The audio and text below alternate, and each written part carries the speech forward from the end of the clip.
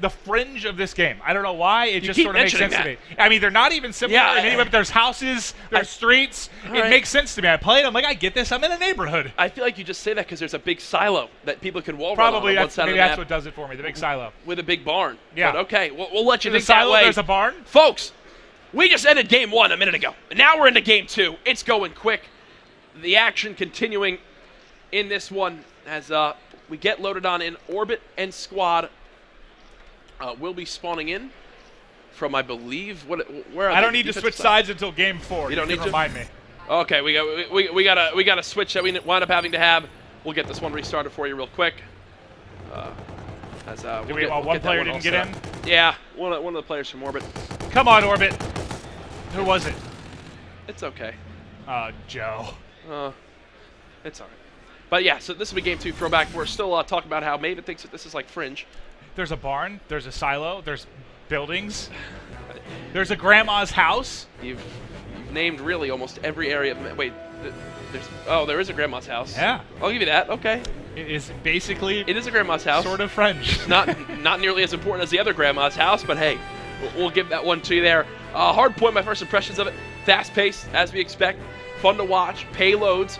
Still wondering how exactly they'll come into play. It's looking like at the time in Black Ops 3 when it was very ability-heavy.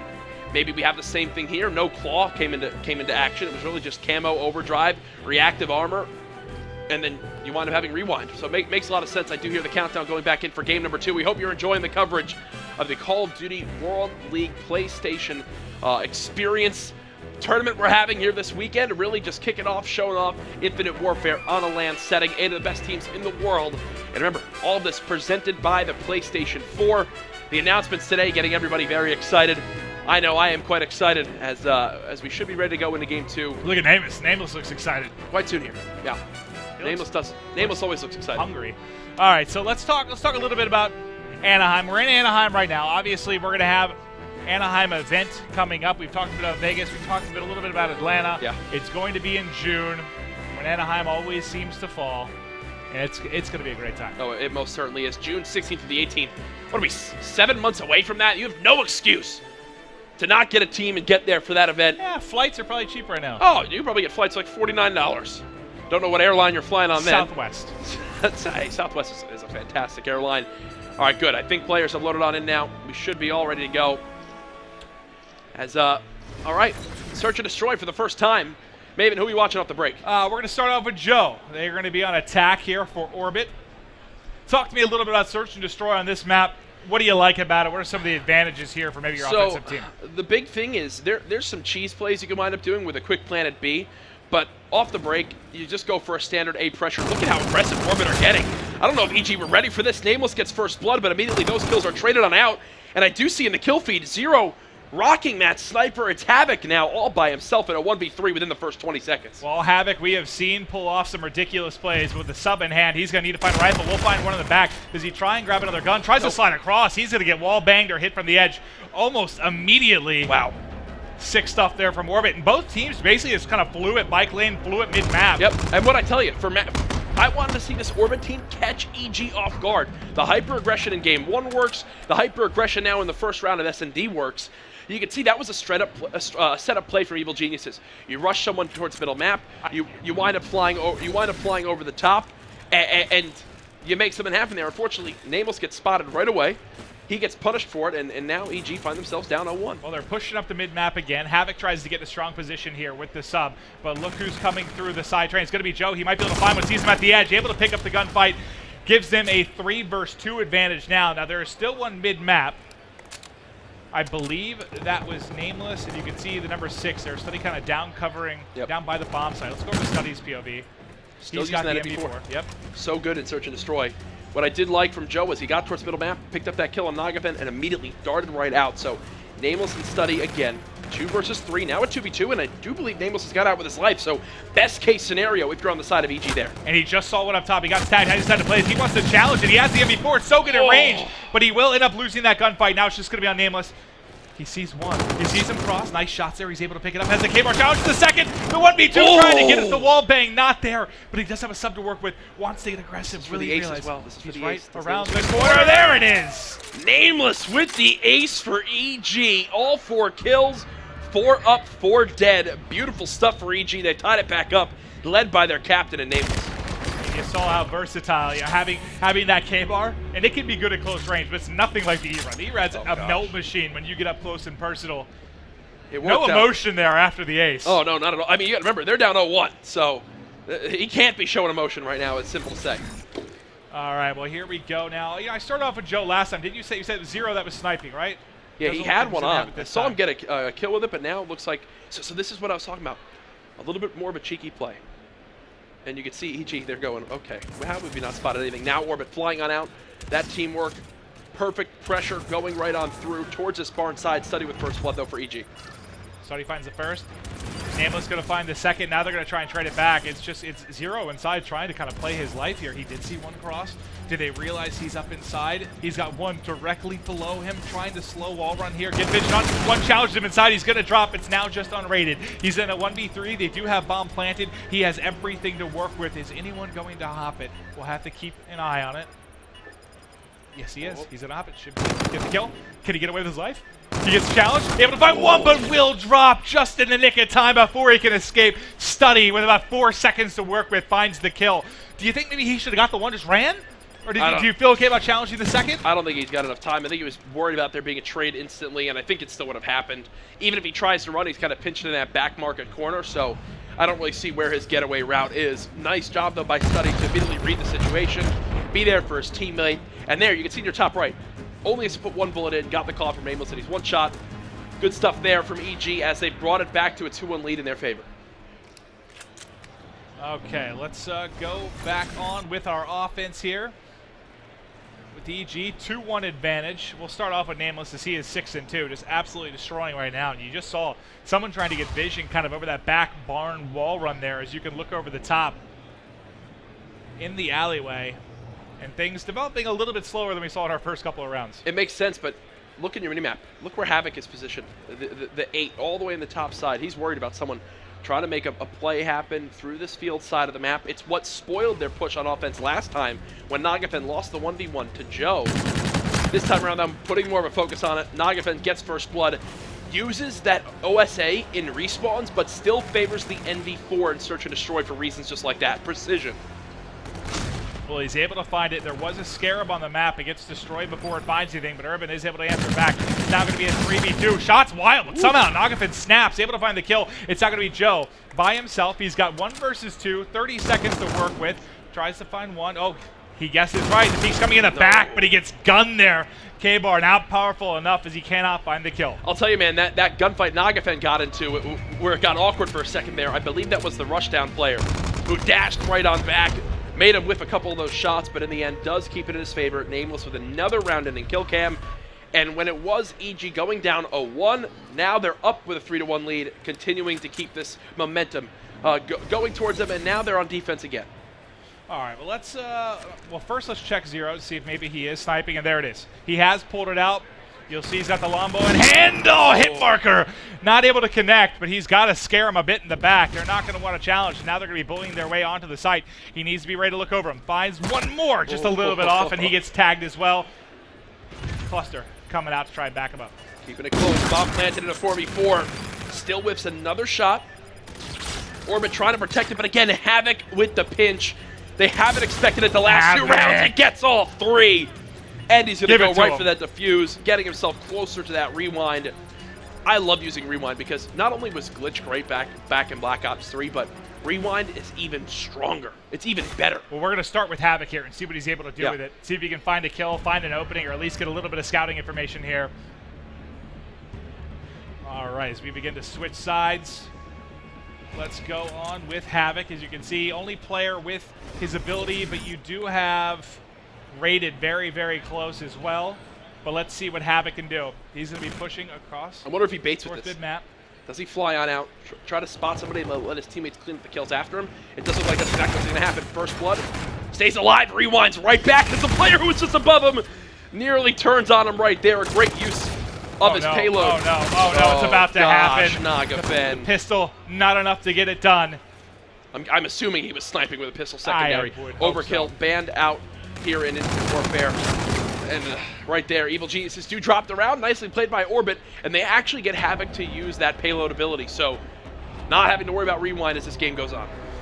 Very, very true. You'll see the final shots in here. We keep talking about the Envy, how strong it is in Search and Destroy with that added range.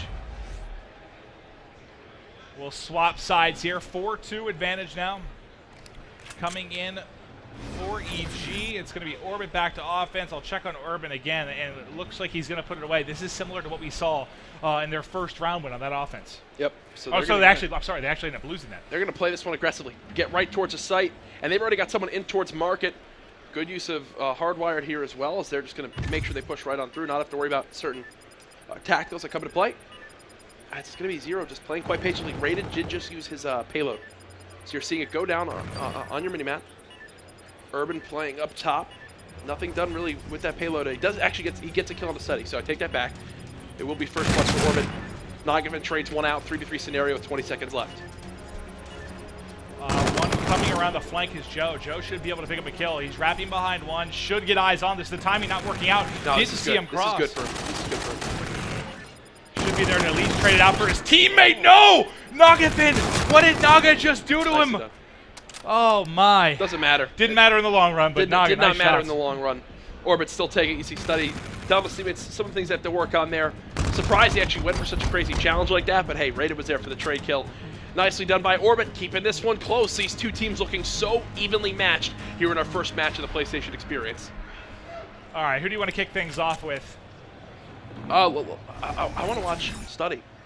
The guy's 2-5 right now. Struggling a bit. And if you think back to some of his best performances in Black Ops 3, it was when he went off in Search and Destroy. Right now, though, quite a quiet game for him. Well, talk to me a little bit. I think you've seen them play a little bit of Search, right, EG? You said you were surprised if they were going to drop any. Is that just due to the pedigree of these players? Oh, definitely. You've seen them working pretty well together in this game. Mainly the pedigree of these players, but also they know how they have to pace things, right? If they have a sniper on their team, if they have someone watching the flank, they know when to play for a pick. They know when to get aggressive. Even an example right there, Nagafen trusted the call out of his teammate, immediately pushes on up. Very smart use of rewind by Urban. Gains back that HP he lost and gets out with his life. So they're able to get out, but look at this. Coming on the flank, we'll take a look at the minimap. It is going to be Joe. Joe should easily be able to get behind one in just a moment here to see if he is able to find it. There it is. He's able to find one, and there were two players in front of him. He gets tagged up, but able to get away with his life. There's now going to be one player, though, left. That's going to be Havoc here. That's up trying to make a play. Not able to do so. All of a sudden, Orbit bringing it back. So you think Orbit get the lead 1-0 in this game, then they wind up battling back. Now they're finding themselves in a good scenario. EG got 4 rounds in a row. Now they've lost a few. Where does it stop between these two teams, Maven? What's going to be the thing that separates them? How does one squad get this big lead for themselves? All right, well, let's get back over to offense now for Orbit. I just want to check, see what Zero's strategy is going to be. So we've seen him with the K-bar. We see him pull out the sniper. It looks like he wants the Envy now. Kind of look over top, long range. See if anyone's trying to get a little bit aggressive. You see a lot of fights going down there at back lemon, and they may be trying to push that out. It looks to be the case. At least Urban trying to get up close and personal. He's near that FTL jump, which I'd love to be able to watch. Bomb planted right away in a 4v4. This is the 3rd time now this has happened for Orbit, where they've had everybody alive with a plan. EG just keep giving up these sites without much of a fight back, and I'm not sure it's going to work out for them. Thankfully, they're getting some of the entries that they need, and again, it's because Havoc flanking through that top ticket area in middle map.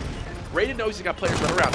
Engages the first, cuts down the Phantom, nearly chains with Havoc, but Zero's position has been given up in a 1v2. Here comes the pressure. How does he stack up with this NV4? The pressure is coming. He's able to find one, turn it into a 1v1. Does have it to work with. He has jump to work with, just trying to hide, but bide his time. Nice. Shouldn't have enough time to get to it. Not even close. As they'll now take a lead, they come screaming back. It was a timing miscommunication from Evil Geniuses. You have the first player challenged from that top wall run. He immediately gets shredded as they knew there was someone on that bus. Yeah. The second player who was pushing through ticket, though, wasn't there for the immediate trade. But to be quite honest with you, with FTL jump available there for Zero, I think he wins that round either way. If he needs to, he uses it, gets behind the player, catches him off guard. Thankfully, he saves it, and now Orbit have themselves a lead and nearly can go up 2-0 in this series. All right, well, this might be it, at least in rounds, for the side of EG. Can they get it done? Watching Nameless for now. They're playing a little bit slow. But here we have to get over to Havoc because he's going to have to deal with the flank in just a moment. He's got shots going into one. There's two there. He's trying to get away with his life. Needs a little bit of help. The rotation does come in. It's still going to be Naga mid-map, able to take out a Scarab. He gets pushed from behind. Guns him. Urban. Reactive armor. Perfect use of reactive armor. He needed it. He was dead. He was dead for sure. Don't save it for round 11. Give your team the advantage. Get to round 11 first. Don't try to play greedy in this scenario. Now makes it a 3-on-2. That kill opens up this bomb site for his team, and now they will go ahead and plant this objective in the 3v2 scenario. Well, now let's look at the attempted retake here. Going to be coming in from Orbit. They have to pull off the 2v3. They do have what to work with. Zero's got his jump still in his pocket. It looks like Raided's going to engage first. Raided did win it. Zero taking an extremely long round along the But he guns backside, it. It's out 2v1. It's all going to be on Nagafin trying to come up clutch. He has to deal with two players. Over 20 seconds on the clock. He finds one from behind. Going to be a 1v1. Will they make it to a round 11? It's all on Nagafin to try and get this done. But I do believe Raided with the smart play. Mind games there against Nagafin. Diffuses the bomb. And Orbit up 2-0 now against Evil Geniuses. Well, this is you see the smile on Raided's face. He knew what he was doing was cheeky. He went right for it. They thought this would be, well, they saw how far he was from the bomb, right? It would have been tough to get there. He would have had to basically immediately go for it. I want to say that I did say that if Evil Geniuses lost one search and destroy throughout this entire weekend, I'd slap you in the face. I won't do that because Evil Geniuses has lost their first search and destroy. They did, but this is, what did Orbit say? They expected to win 3-1, dropping the uplink. So this is one where you think if you're EG, you've got a shot to maybe take control, maybe have the map go a little bit better here. No, it was actually the complete opposite, is what I mentioned. Wait, I thought you said that would be the one they thought they dropped the uplink. EG thought that would be the one that they dropped the uplink. So now, correct. Now they're really in trouble. Okay, never mind. This might be a 3-0. Yeah. No, this has all the signs of it being a potential 3-0. Do want to say though that these games have been close. 250 to 234 in the hard point. You go all the way to a 6-4, around 10 in the search and destroy. So EG are right on the cusp. It's just been a couple plays that really hasn't gone in their favor. And that time, even with the number advantage, losing 2 1v1s, which really shouldn't happen with no tradability. Yeah. And then, in the end, you wind up just having a bomb get defused. Very true. We're just waiting to hop in to our next game here. It will be uplink. Precinct uplink. I believe we are staying on the same sides. If not, we can all blame Mubdog. That's fine. Okay, like how confusing he wrote this for me. Oh, yeah, no, that makes no sense. It's okay. It's okay. We'll talk to him after this. I still love him. He's a tall, friendly giant. He is a big boy. He's definitely a big boy. Nagavin looks like he's like crying and texting his mom. It's okay. You know what it is right now, though? They just lost a search and destroy, and they know that that is not one that they're supposed to lose. I look at the other side of Orbit. Zero looks like he just won $50,000. Urban's having a blast. Raided's all smiles because he just defused in a 1v1. And Joe just looks like that jolly old fella you expect from him. I don't know why he's old, but... No, I don't either. But remember, this is group play.